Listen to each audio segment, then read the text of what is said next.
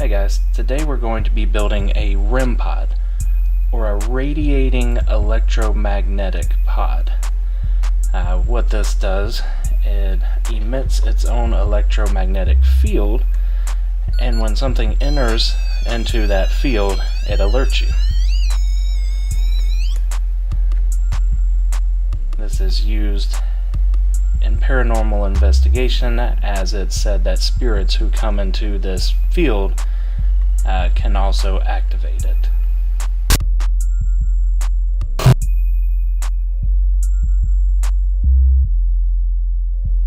Alright, for your supplies, you're going to need a junior theremin kit. It can be found online at multiple different places there. You're going to want a 3.5 millimeter telescoping antenna.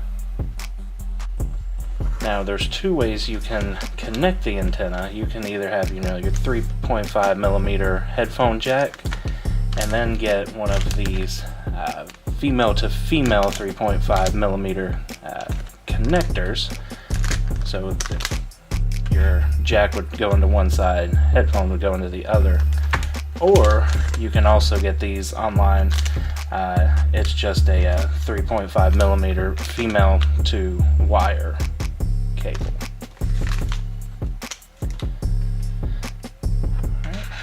I like to use an external battery pack with a built-in on-off switch, but this kit does come with a standard 9-volt connection that you can just wire your own switch into. You'll also need some sort of box. I have a 3D printed coffin here, but you can use any sort of box, any sort of container. This one here that I've built is actually just a cardboard box that I spray painted. Alright, for tools, you'll need some wire strippers. You'll need your drill with 2 different size drill bits. One that's the size of your LED lights that come in your theremin kit, and one small one just to run wires through the box. You'll need a soldering gun and some solder, and a hot glue gun, and also some wire cutters. Alright, here you'll see the contents of that junior theremin kit. It of course comes with a board and all your different components, your capacitors, your regulators, your LEDs, your resistors, everything that you need to solder to the board is here. It'll also come with an antenna, little antenna. You do not need that, so you can set that to the side. And then, as referenced earlier, it does have your 9-volt battery connector that you can wire to a switch. I have opted to use just the external enclosed one with the built-in switch already, so however you want to do that, that's my option there. Alright, so you're going to want to follow your instructions that come with it to solder all your pieces on. I know soldering can be intimidating. It's really not bad. You just follow the instructions. Make sure you keep your polarities right based on the instruction and the markings on your board. And yeah, that's the first step you're going to want to do. Get everything soldered on there. Alright, and now we are all soldered up. You'll notice that I put the LED lights a little higher to make it easier to put holes in our box so we can see these lights. Fairly simple process. I'm not a professional, don't come after me for any sloppiness you see.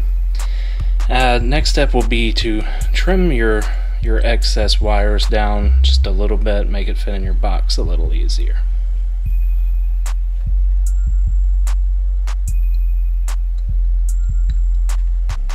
Alright, there we are, all trimmed up. Alright, so now we want to grab our box and line it up so we know where we need to put the holes for our antenna and our battery power. So you see how I'm going to have it here.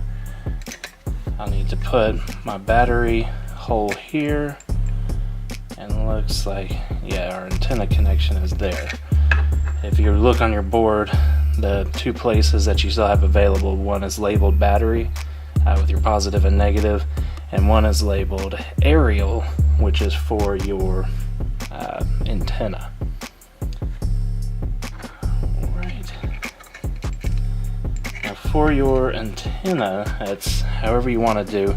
I would drill a hole big enough for your female 3.5 millimeter connector to come out, and in that way you can just plug your telescoping antenna just right there on the outside. So when plotting for your antenna, make sure you take into account the amount of wire you have so you can plan where you would like the placement. So I think I'm going to run mine over the board and come out down here.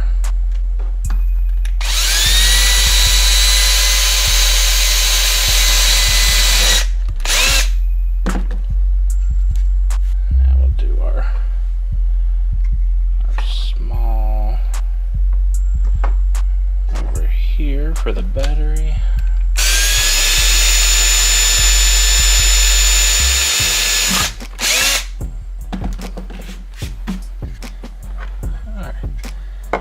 Now we're going to hot glue our battery pack outside here. So we're going to put our wires through a little hole we just drilled.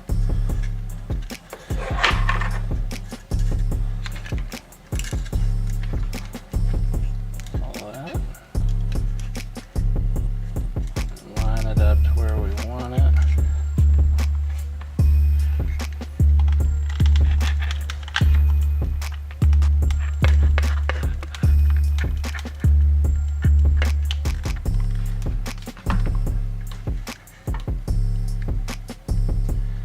While we have our hot glue gun, go ahead and set our jack in our hole and hit it with a little hot glue around the inside to keep it steady and still.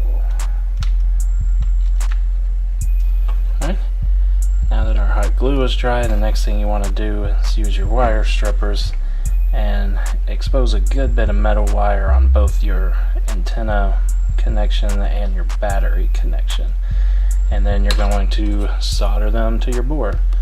Remember, your black is your negative, red is your positive for your battery, and it doesn't matter for your antenna which one goes where. Alright, we've got our wires now for our battery and antenna soldered on, and I went ahead and placed the board into my box. It fits snug in mine. If not, you might want to use a little hot glue to secure it, whatever works best for you. So our last things to do, we need to put some holes in our lid for the LED lights to come through. We also, so we can hear it better, want to do a few small holes above the speaker. This round black thing here is our speaker. Alright, so I'll drill those. Alright, we have our holes drilled here for our speaker and LED lights. Now we just put it on. Be careful with your LEDs so you don't break off their connections. Alright, we have our lights coming through. And since I have a lid, I'm just going to put a little hot glue just to help it stay closed, but not too much in case I need to get in here for anything. Yeah. And last thing we're going to do is plug in our antenna, and there you have it.